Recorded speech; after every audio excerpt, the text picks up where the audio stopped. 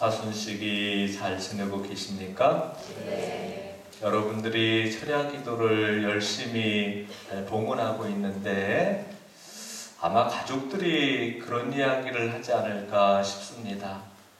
그렇게 기도하다가 하늘나라에 올라간다. 하늘나라에 올라간다는 것은 내가 거룩해진다는 거죠. 물론 이렇게 진심을 담아서 그렇게 기도하다가 하늘나라에 올라갔다고 말할 수도 있겠지만 아마도 이렇게 비꼬는 마음이 없지 않아 담겨져 있지 않을까 하는 생각을 해보게 됩니다. 여러분들, 밤새 기도하면서 우리가 새롭게 거듭날 때, 내 삶을 새롭게 변화시킬 때, 거룩한 모습으로 가정과 공동체 안에서 내가 내 삶의 자리에서 존재해 나갈 때 그들의 비꼬음이, 그들이 이렇게 나를 향해서 비꼬는 그 말이 달라질 거라는 그런 믿음을 가지고 이 여정을 걸어가셨으면 좋겠습니다. 정말 이렇게 여러분들이 하나님께 기쁨과 영광을 올려드리고 많은 사람들에게 사랑과 자비로서 다가서서 여러분들이 이렇게 나누어주는 하나님의 사랑과 자비를 통해서 그들이 하나님께서 마련하신 이 구원의 여정으로, 생명의 여정으로 나아갈 수 있도록 그런 간절한 마음을 담아서 여러분들이 기도를 하셨으면 좋겠습니다. 기도하는 사람들에게 주변에서 성인이라고 이야기를 합니다. 성인이 된다고.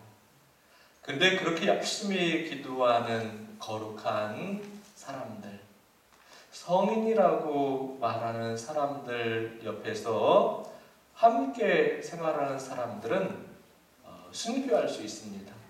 열심히 기도하기 때문에 여러 가지 없지 않아 불편함을 느낄 수가 있어요. 우리가 이렇게 거룩한 모습으로 하나님께 나아갈수록 우리에게 다가오는 사람들은 거룩한 모습으로 다가오지 않습니다. 여러 가지 유혹을 가지고 나를 이렇게 시험에 들게 하는 그런 어둠으로 이렇게 다가올 수가 있다는 거예요.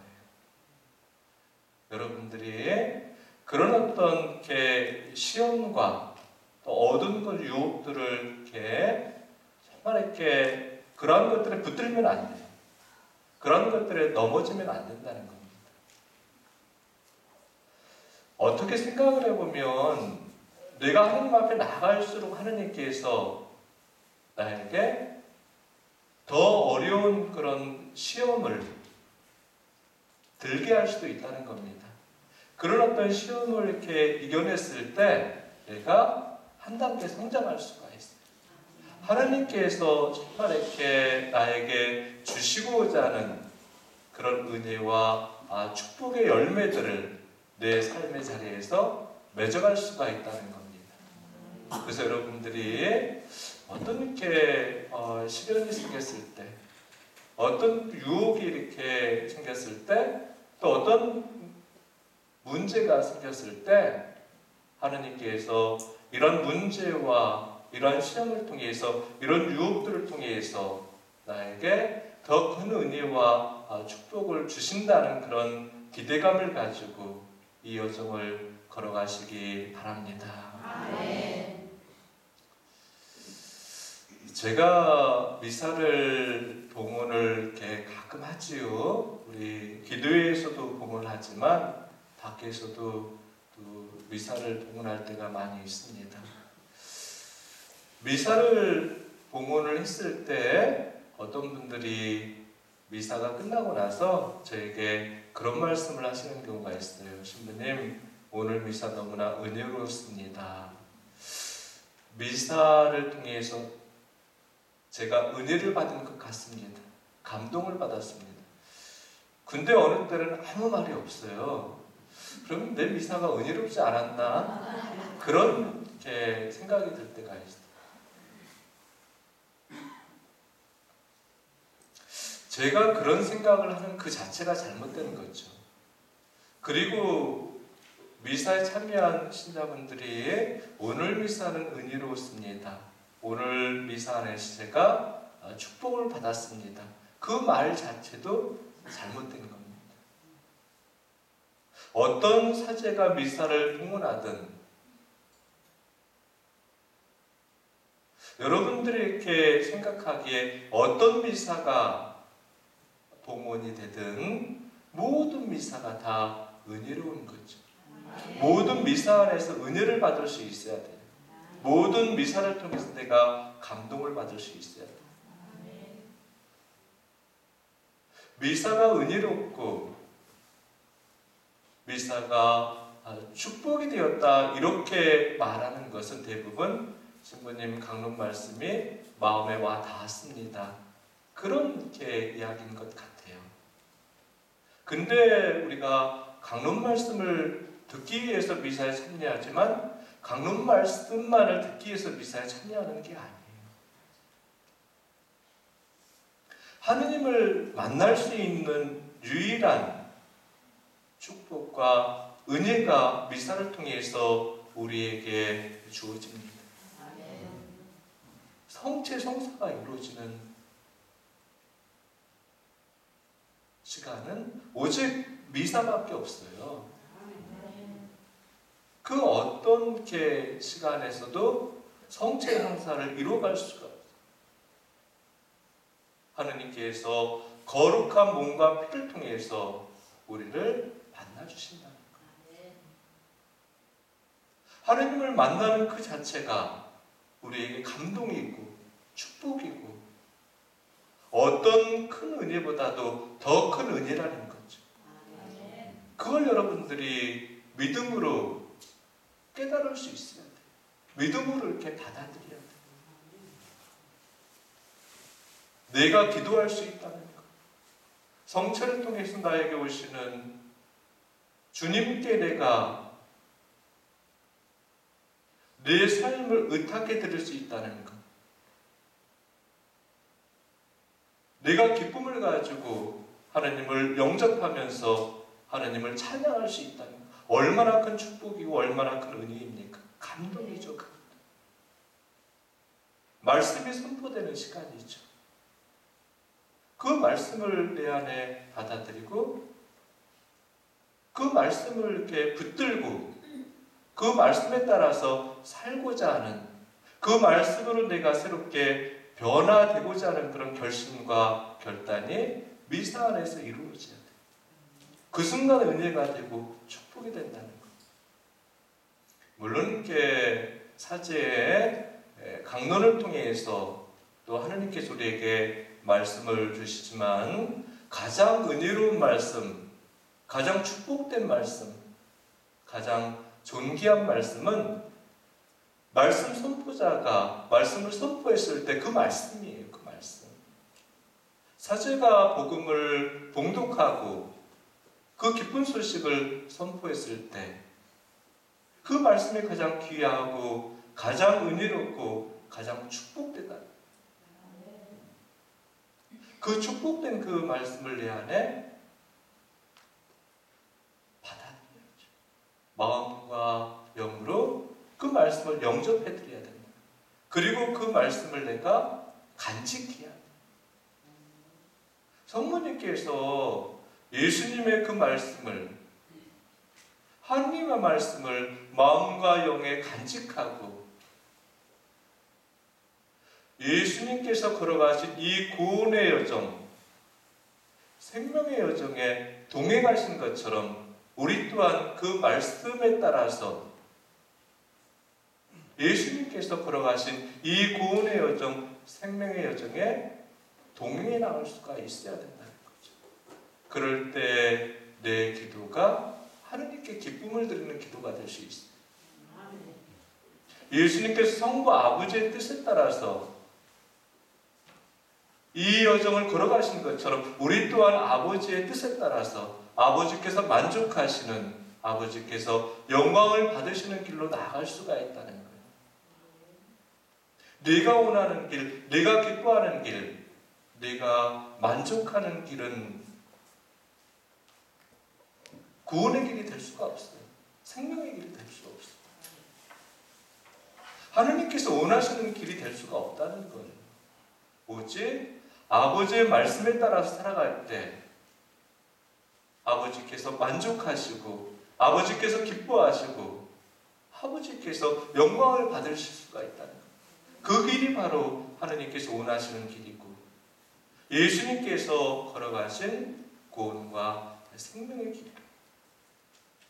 여러분들이 제단이 봉헌한 모든 재앙들을 여러분들이 기억하는 모든 사람들을 가슴속에 담고 기도로서 하느님께 맡겨드릴 때 내가 동행하는 이 구원의 길, 영원한 생명의 길이 그들의 길이 될 수가 있다는 거예요. 그런 축복과 은혜로운 모습으로 여러분들이 이 40일의 여정을 걸어가시기 바랍니다. 아멘. 여러분들 하루의 여정을 걸어가면서 많은 그런 음성들을 듣지요. 그죠? 근데 어떤 음성은 듣고 싶지가 않아. 근데 어떤 음성은 내가 정말 듣고 싶지요. 근데 듣고 싶지 않은데 들리는 음성이 있어요. 듣고 싶은데 들리지 않는 음성이 있습니다. 여러분들 듣고 싶지 않은 그 음성들을 내 안에 받아들일 필요는 없어요. 받아들일 필요는 없어요. 우리가 들어야 될 음성만 내 안에 받아들이고 그 음성에 따라서 내가 반응을 할 필요가 있어요. 들리면 일단 반응을 하게 되잖아요. 좋은 소리가 들리면 정말 기쁨에 반응을 할 수가 있고 안 좋은 소리가 들리면 불편한 반응을 하게 되는 것. 수많은 소리를 우리가 듣는데 그 소리들을 식별하면서 우리가 듣고 받아들여야 된다. 소리에 따라서 이렇게 우리가 움직이지 않습니까? 그렇죠? 동물들도 다 알아요. 그 소리가 좋은 소리인지 나쁜 소리인지. 근데 나쁜 소리를 하면 도망가요. 새들을 날아가 버려요. 새들은. 고양이나 개들도 다 도망가요. 근데 사람들은 잘 도망가지가 않아요. 그 소리에 붙들려 버릴 때가 있다. 그 소리에 붙들려서 온갖 불편한 그런 반응들을 합니다. 두려워하기도 하고 근심하기도 하고 걱정하기도 하고 좌절하고 절망하기도 합니다. 때로는 무너지기도 한다는 것. 정말 이렇게 내가 들어야 될 음성을 듣는다면 내 마음과 영이 편안해집니다. 내가 치유를 받을 수 있고 위로를 받을 수가 있다. 내가 들어야 될 그 음성이 어떤 음성입니까? 하나님의 음성이죠. 하나님의 음성. 하나님의 음성. 예수님께서 하나님의 그 음성을 듣고 그 음성을 이렇게 붙들고 그 음성에 따라서 길을 걸어가셨어요. 하나님께서 이끄시는 길로 걸어가셨다는 거죠. 하나님의 그 음성을 통해서 어둠을 물리치셨어요. 하나님의 그 음성을 통해서 치유와 회복의 그런 기적들을 행하셨다는 거예요. 그 음성을 통해서 많은 사람들을 일으켜 주셨습니다. 그 음성을 통해서 우리 자신들을 구원과 생명의 길로 이끌어 가십니다. 하느님께서 예수님께 그런 음성을 들려주셨지 않습니까? 이는 내가 사랑하는 아들, 마음에 드는 아들, 너희는 그의 말을 들으라. 이렇게 말씀하셨어요. 이렇게. 하느님께서 예수님께 들려주시는 그 음성이 바로 우리에게 들려주시는 음성이라는 거죠.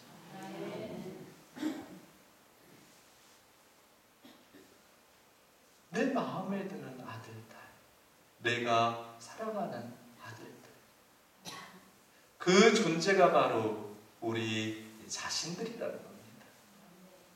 그 음성에 따라서 여러분들이 삶을 열어가시기 바랍니다.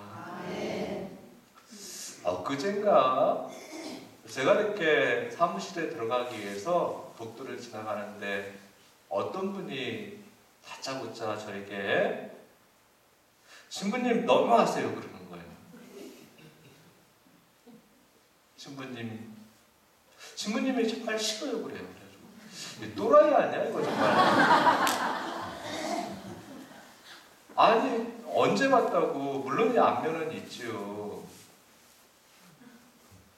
내가 뭘 잘못했지? 근데 굉장히 이렇게 마음이 불편한 거예요. 불편한 거. 사무실에 와서 자리에 앉아서 조용히 이렇게 묵상을 했습니다.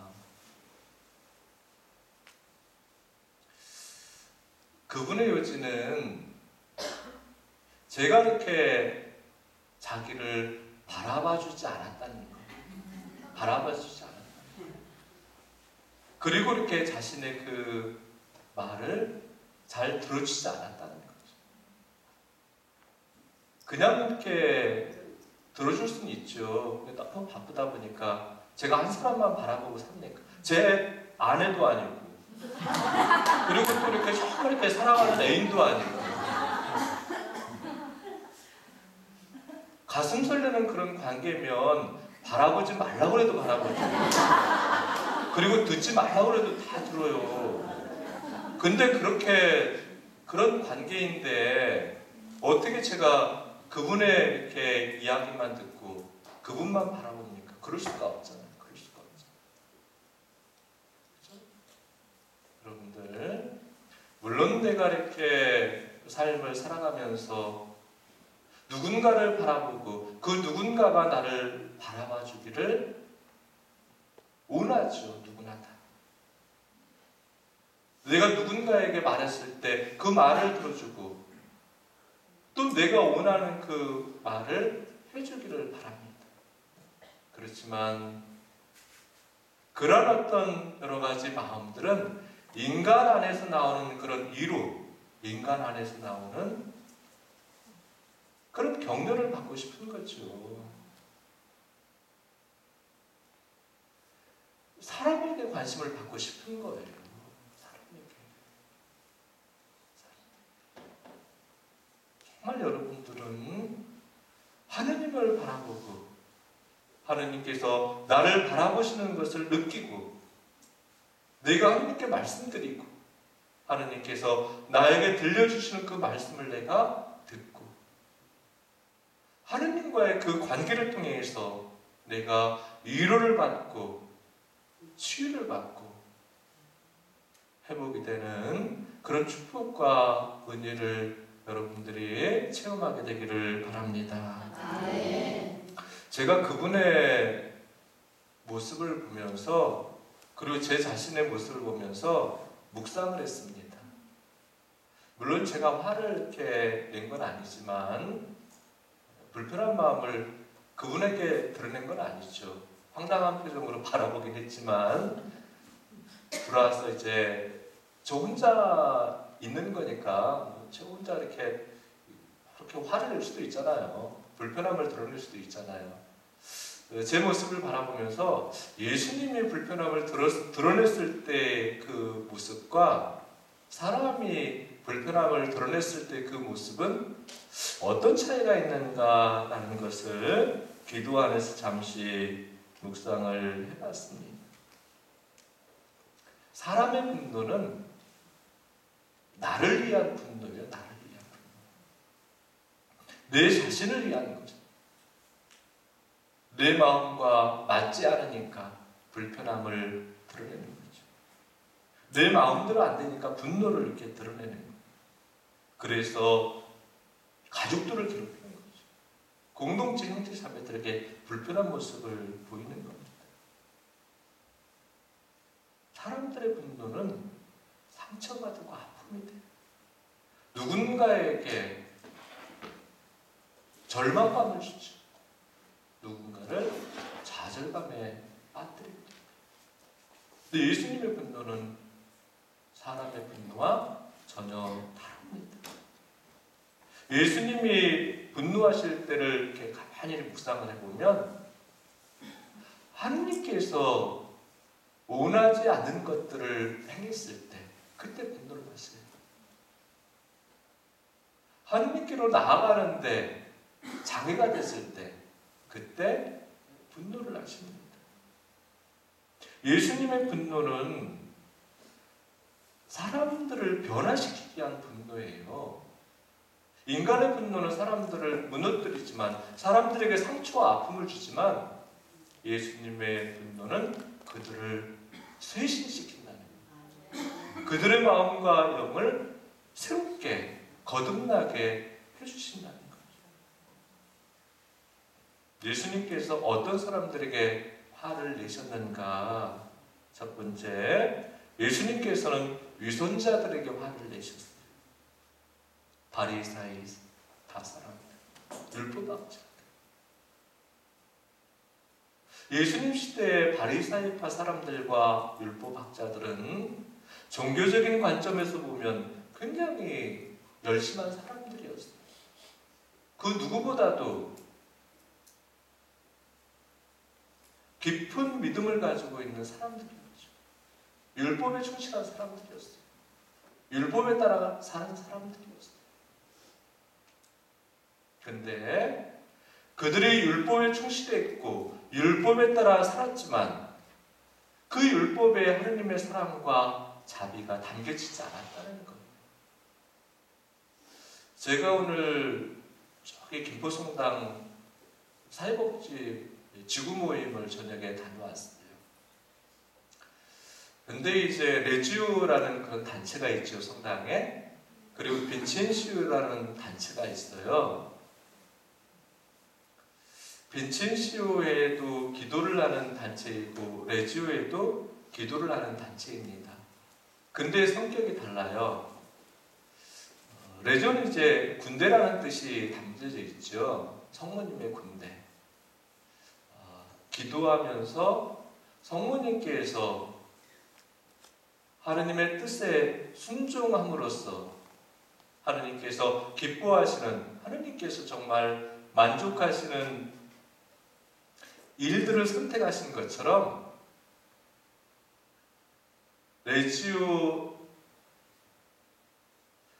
그 단체에 속한 우리 형제 자매들도 성모님의 군대로서 하느님의 말씀에 순종하고 하느님께서 기뻐하시고 하느님께서 만족하시는 일을 활동을 하는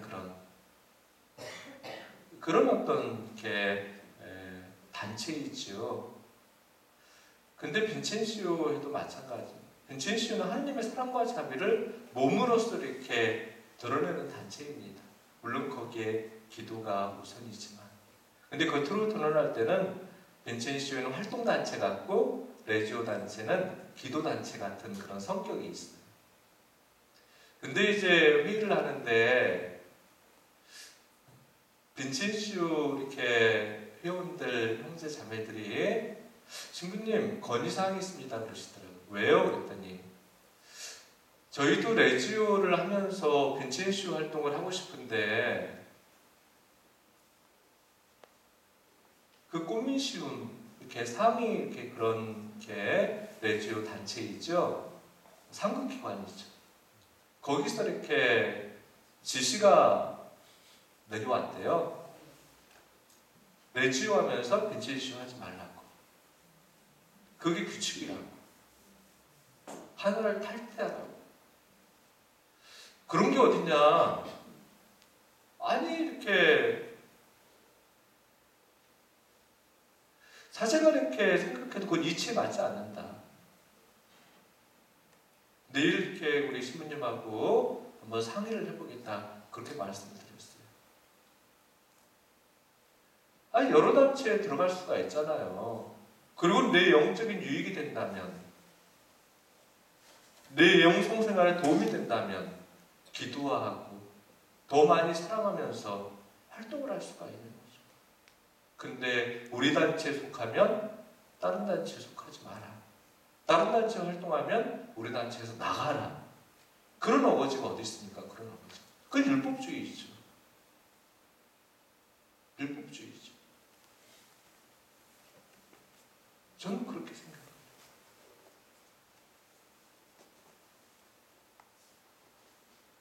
하나님께서 원하시는 게 정말 무엇인가? 하나님이 원하시는 법은 사랑과 자비이지요. 하나님이 원래 사랑하신다. 그게 복음이잖아요. 그 사랑을 이렇게 받아들이고 그 사랑을 선택해 나가라. 근데 그 사랑과 자비를 받아들이게끔 하기 위한 그런 규정들을 만들지요. 우리 신앙생활에서, 우리의 삶에서. 근데 그 사랑과 자비가 우선이 아니라 그런 율법의 어떤 규정, 규칙이 우선이라면 잘못되어 있다는 거예요. 예수님의 그런 어떤 모습을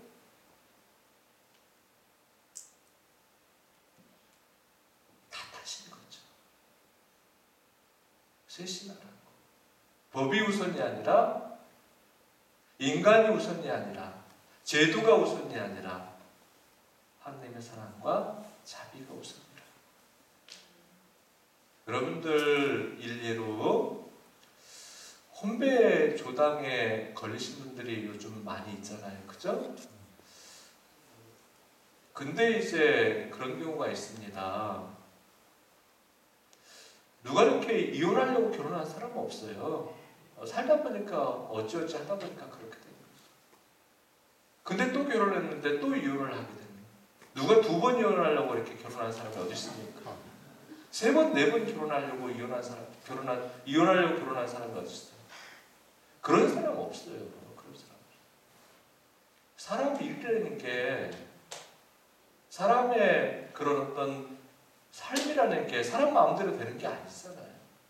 근데 법으로 이렇게 따지면 조담이라는 게 장애라는 뜻이거든요. 그 사람은 신앙생활 할 수가 없는 거예요. 교육법적으로 이렇게 그 사람을 판단하는. 그거 어떻게 해야 돼요? 교회 법원에다가 재판을 이렇게 신청해도 이거는 여러 번 했기 때문에 혼인무효가 안 됩니다. 그렇게 판결을 받으면 성체를 모시지 못해요. 미션할 수가 있지만 성체를 모시지 못하면 은혜가 없잖아요. 축복이 없지 않습니까? 성체를 영한다는 게 내 영혼군에 가장 큰 유익이 되는 하느님께서 주시는 사랑인데 법 때문에 그걸 모시지 못해요. 그럼 어떻게 해야 됩니까? 교회를 떠나야 됩니까? 그게 아니에요. 하느님 법과 교회법이 있어요. 교회법은 하느님 법이 아니에요. 교회법은 교회가 만든 거예요. 제도가 만든 거예요. 신법이 교회법과 충돌이 됐을 때 어느 법이 우선이에요?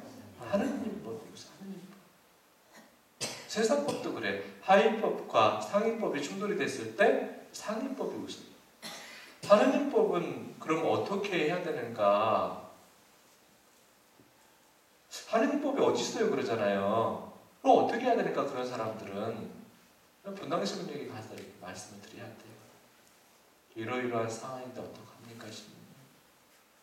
법원에다 이렇게 판결을 받기 위해서 제소를 했는데 패소가 됐습니다.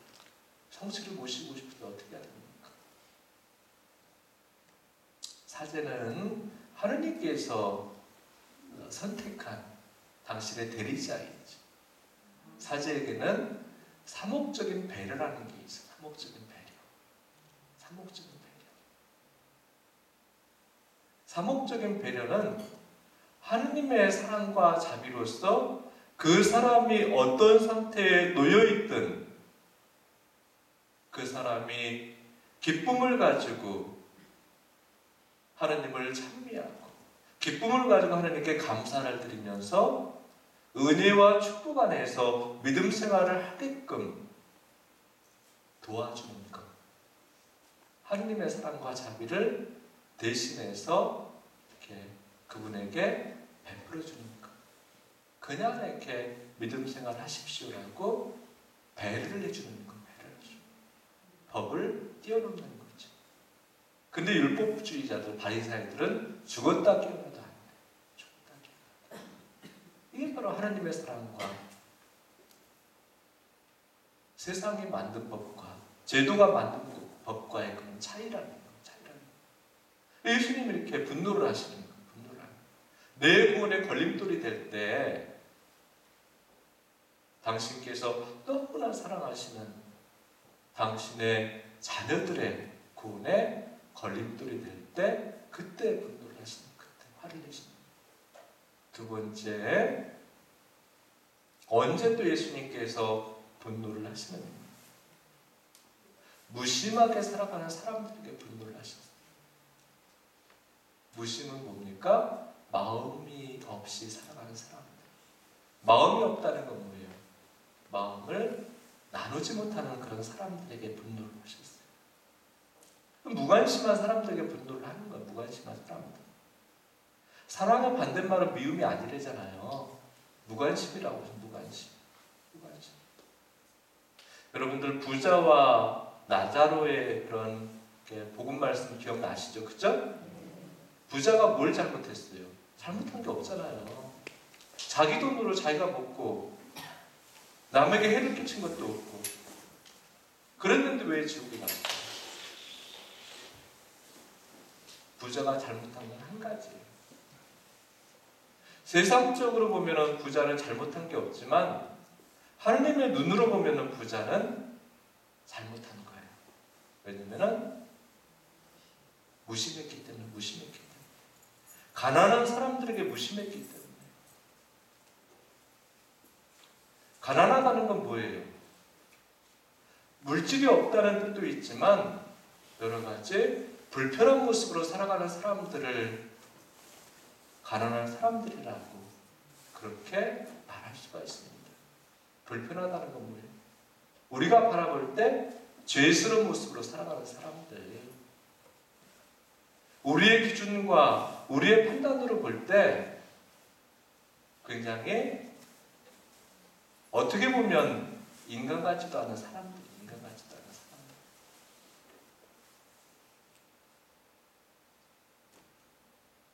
굉장히 어떤 공동체 안에서, 가정 안에서 상처를 드러내면서 사는 사람들의 상처를 드러내면서 어둠을 이렇게 드러내면서 사는 사람들이에요.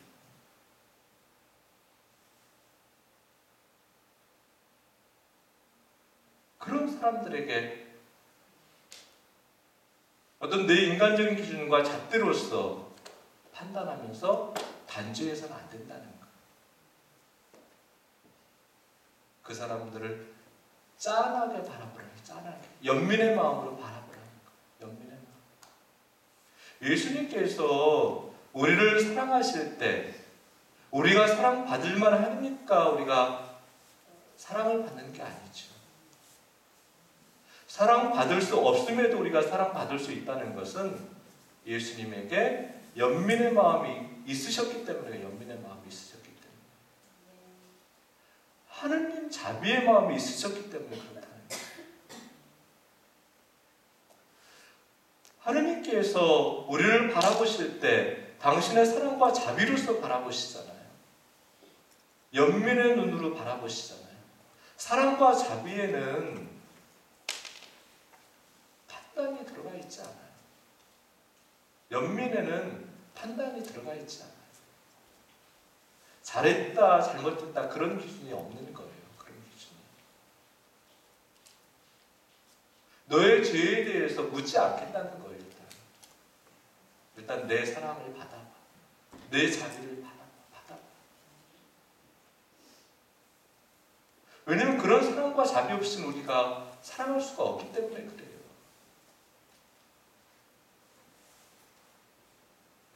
우리는 누군가 불편한 모습을 드러내면 너 죽었어 그러잖아요. 일단 너 죽여놓고 보자. 근데 하나님은 그러잖아요. 너 살려놓고 보자. 너 살려놓고 보자. 그게 하나님과 우리 자신들의 차이예요. 여러 가지 불편한 모습을 드러내면, 어떤 게 정말 상처를 드러내면 일단 너 무너뜨리고 보자. 근데 하나님께서는 일단 너 일으켜 세워놓고 보자. 너를 이렇게 일단 살려놓고 보자. 그리고 우리를 새롭게 변화시키고 또 새롭게 변화시키고 당신의 사랑으로서 변화시키고 당신의 자비로서 변화시키고 우리가 조금씩 그 사랑과 자비로서 치유가 되고 회복이 됩니다. 우리의 마음과 영이 치유가 되고 회복이 됐을 때 내 삶이 달라져. 내 삶이 달라질 때 내가 걸어가는 방향이 달라진다는 거예요.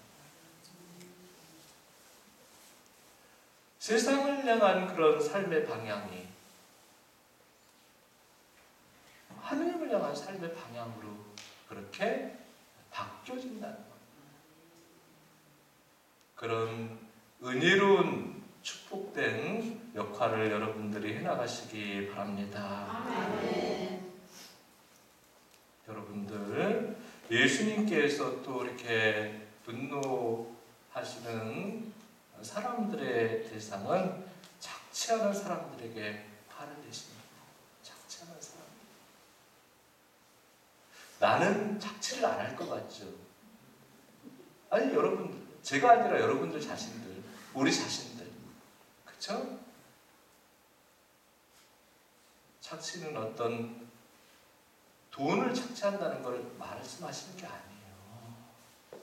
하나님께서 우리에게 맡겨주신 여러 가지 삶에 대해서 말씀하시는 거예요. 하나님께서 우리에게 주신 물질을 가치 있게 고귀하게 사용하는 거예요. 가치 있게 고귀하게 사용하지 않으면 그건 하나님의 재물을 착취하는 거죠. 내 영적인 그런 착취의 삶을 살아간다면 영적으로 내가 이렇게 황폐해지는 거예요. 황폐해져. 내 시간을 착취하는 거예요. 시간을 낭비하는 거예요. 시간을 낭비하는 거예요. 내가 자리하는 이 삶의 자리를 거룩하게 만들어 가야 된다. 그 장소를, 삶의 자리를 황폐하게 만든다. 낭비하지 말라는 거예요. 예수님께서 우리에게 그렇게 화를 내시는 이유는 이러한 이유 때문에 그렇습니다. 제가 오늘 이렇게 이 말씀을 들은 이유는 사순의 여정을 걸어가면서 여러분들에게 묵상거리를 드리기 위해서입니다. 내가 위선자들처럼 살고 있지 않은가? 위선자들처럼 살고 있지 않은가?